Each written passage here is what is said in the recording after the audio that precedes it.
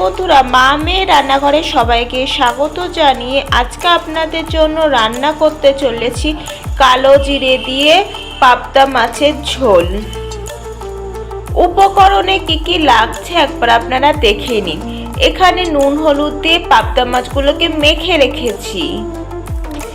নুন, হলুদ গুঁড়ো, ধনে গুঁড়ো, জিরে গুঁড়ো, শুকনো লঙ্কার গুঁড়ো, গোটা কালো জিরে, গোটা শুকনো লঙ্কা, রসুন বাটা, ধনে পাতা কুচি, চেরা কাঁচা লঙ্কা। কড়াইতে দিয়ে দিচ্ছি সাদা তেল।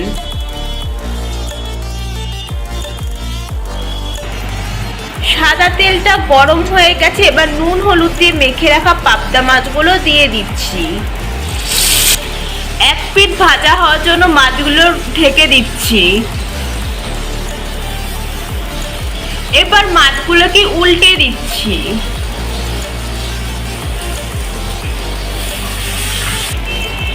এবার দু পিঠি ভাজা হয়ে গেছে, ঢাকনাটা খুলে নিচ্ছি।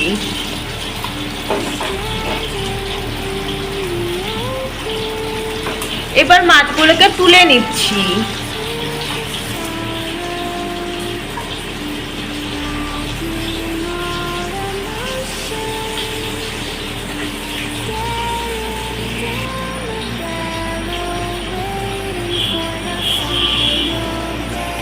কড়াইতে দিয়ে দিচ্ছি সর্ষের তেল।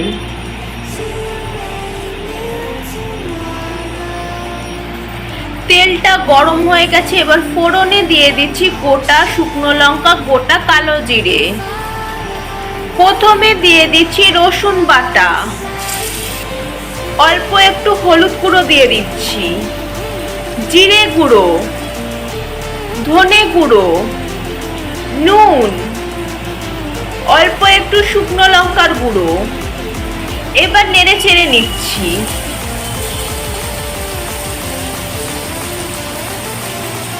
এটা যাতে খুব কালার না হয় তার জন্য হলুদ গুঁড়োটাও কম দিয়েছি, আর শুকনো লঙ্কার গুঁড়োটাও কিন্তু কম দিয়েছি, তাই খুব একটা কালার হবে না এটা।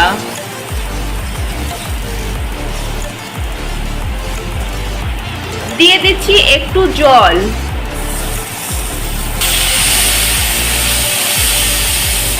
তারপরে একটু নেড়ে চেড়ে নিলাম।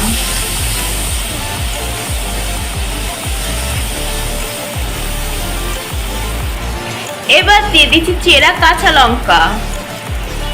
তারপর একটু নেড়ে চেড়ে নিচ্ছি।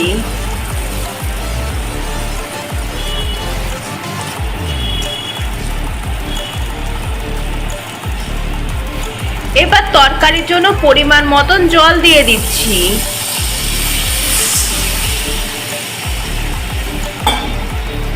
তারপর নেড়ে চেড়ে নিচ্ছি।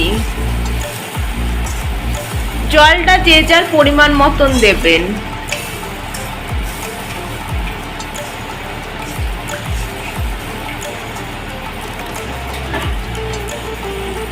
ভেজে রাখা পাবদা মাছগুলো দিয়ে দিচ্ছি।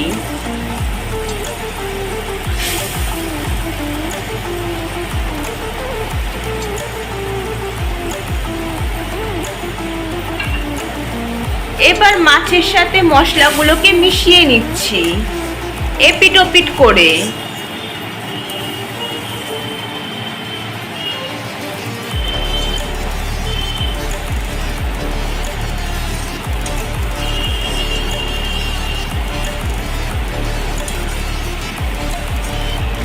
ওপর দিয়ে দিচ্ছি ধনে পাতা কুচি।